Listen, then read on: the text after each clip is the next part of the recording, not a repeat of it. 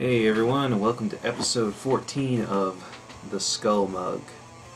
Now, I know I said that I was going to be at the Jam Space for this episode because of reasons. Well, because I was wanted to record the RPM that myself and my partner are working on, but she accidentally took the keys to our Jam Space to school today with her, so I ended up just staying home and not doing anything on it. But because of that, we're doing the 14th episode here at home once again in our very familiar setting of my bedroom. And the beer that we're doing on this episode is called Dark Side of the Stout. And as you can see there, it's by Microbrasserie Pixel. It's obviously, as you can tell by the name, Star Wars themed. You have like TIE fighters and a Death Star and like the Emperors up there. I really like this. I was immediately drawn to it because of the Star Wars theme. I am a Star Wars fan. It's a Imperial Stout. Haha, of course. Gotta get the reference. It's 10% with a 30 IBU.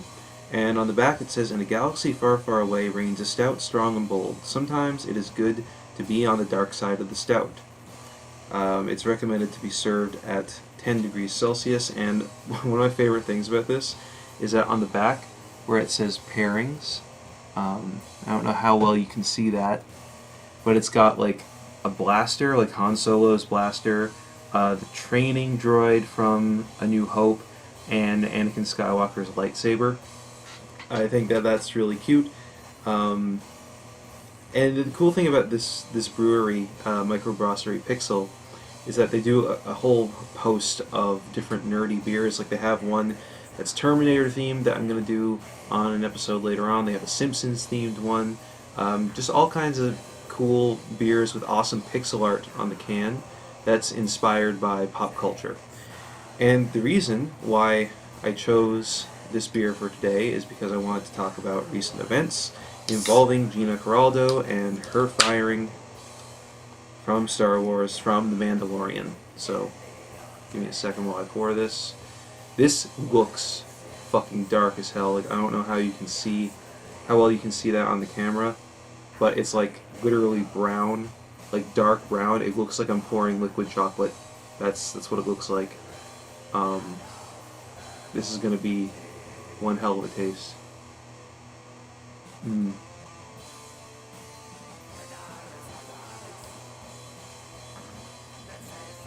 Oh yeah, that's really good.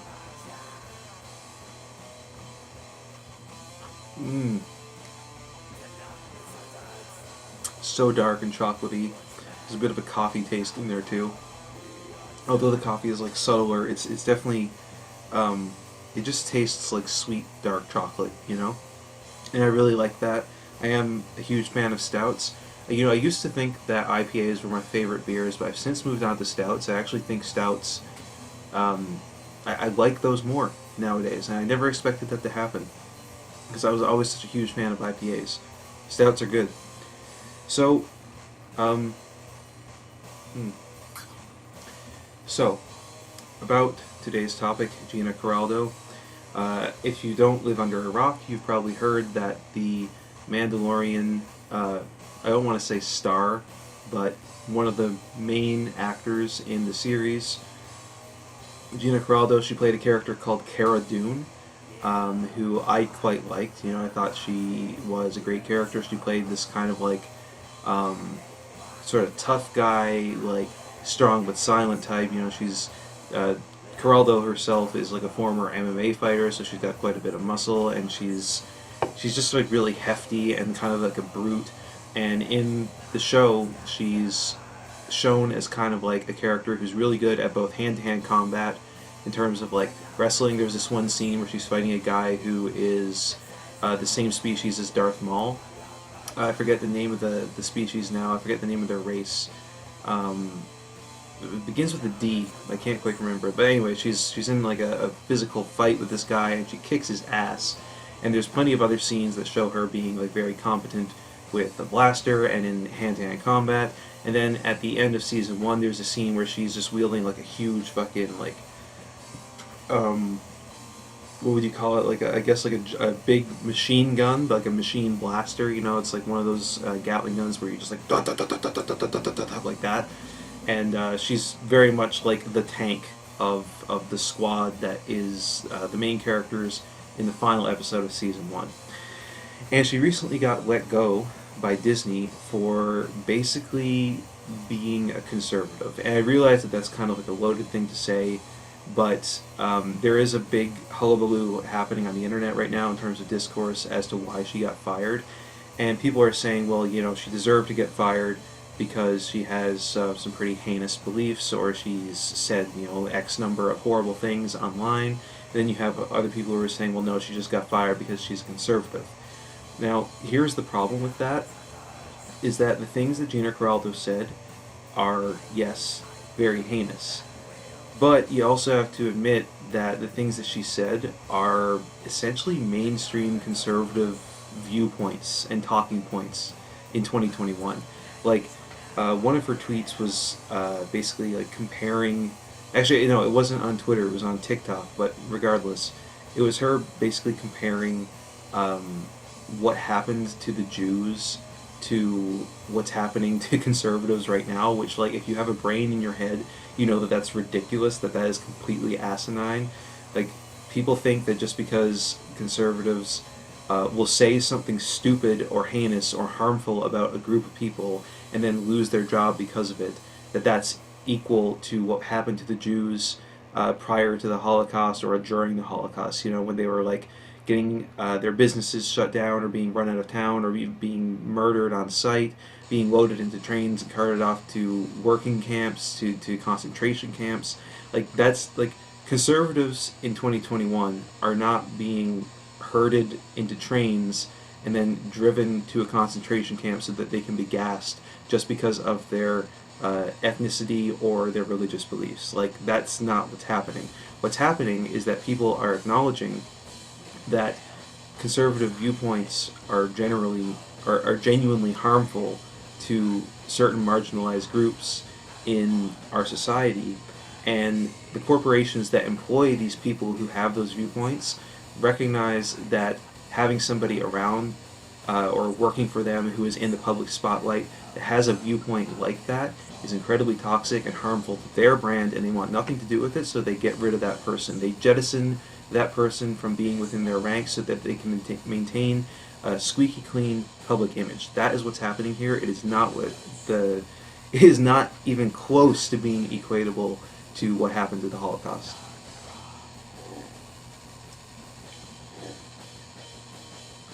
So, and that being said, that's not the only thing she said. She also made some pretty transphobic tweets, you know, mocking people who put their pronouns in their bio.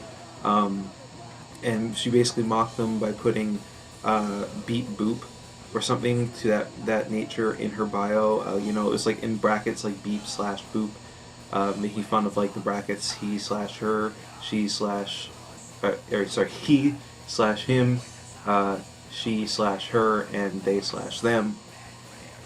And I mean, that is pretty despicable in my personal opinion. But the interesting thing about that specific instance is that Pedro Pascal, who is the main star of The Mandalorian, he's the guy that plays the titular character, the main character of the show that the whole show is based on, his sister recently came out as being trans. And he actually had a conversation with Gina about this issue, and she actually rescinded what she said. She apologized for it and said that, oh, well, I didn't understand this issue, I made a huge mistake. And she apologized, and she took the thing out of her bio, and to my knowledge, she never spoke on it since. So what this says to me is that, you know, this is a person who is very clearly, like, conservative leaning, if not like an outright conservative. She probably follows and listens to a lot of different conservative pundits, and herself, she probably feels that she lost her job because she is a conservative. And let's be real here, that is actually true. That's why she lost her job. But what that incident with Pedro Pascal says is that even though she has these horrible beliefs, it's not like she's not open to her learning from them, learning why she's wrong, or learning that, she didn't really have the right take on a certain topic. And in my mind, when you get rid of somebody and jettison them because of their political viewpoints, especially when they're like either a centrist or like just marginally to the right and not like fully far gone as part of like the alt-right or the far right or like a genuine like neo-Nazi group, if they're just like a mainstream conservative, then all you're doing is you're pushing them further. And that's exactly what happened, because now you have Ben Shapiro and the Daily Wire, I think his company is called. They've already picked her up, and now she's going to star in an upcoming movie that company is producing. So you had a person who was genuinely open to learning from their mistakes and moving on and acknowledging it, and now they've been pushed to associate with with Ben fucking Shapiro, who I think we can all agree is a fucking horrible piece of shit, who in my opinion has never been right about anything in his entire life, and is someone who is genuinely making the world a worse place to be in. So I can't blame Disney on one hand for getting rid of Gina Caraldo because of the things that she said, because it harms their public image. But on the other hand, like, fuck Disney. Like, I don't really care about this company. I like some of the things that they make. I think that they're a pretty abhorrent company because of how they have this practice of like buying up every intellectual property and basically eliminating all of their competition. They have plenty of money. They're not hurting for it. I really don't give a shit about that corporation.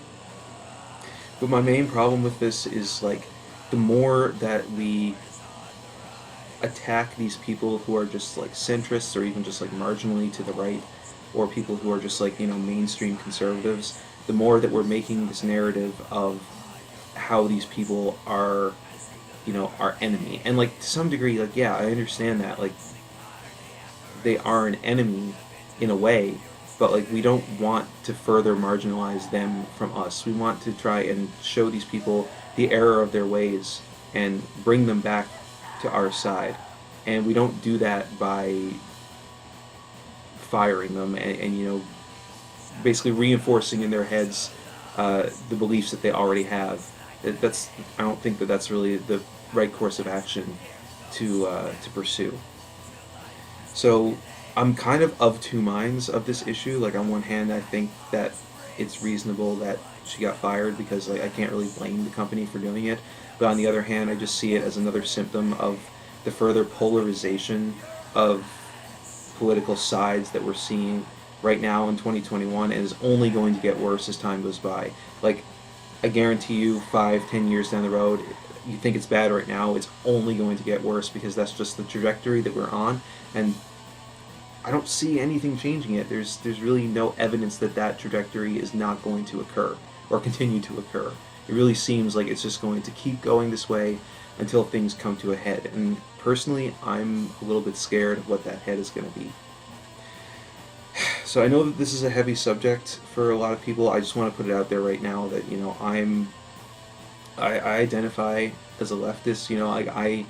I support trans rights. I support all these different things that a lot of leftists stand for, and I don't like conservative viewpoints, but I also don't want to attack people who I see as having the ability to come back to reality, because the real problem here is that conservatives don't live in reality.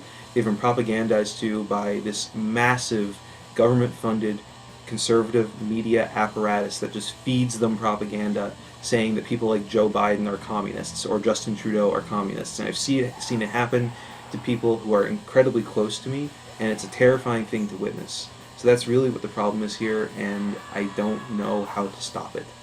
So I apologize for the heavier subject matter, but I just really had to get that off my chest.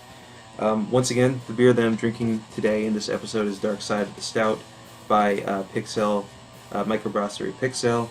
If you live in Montreal or in Quebec, I highly recommend you check out the beers from this company because they are great.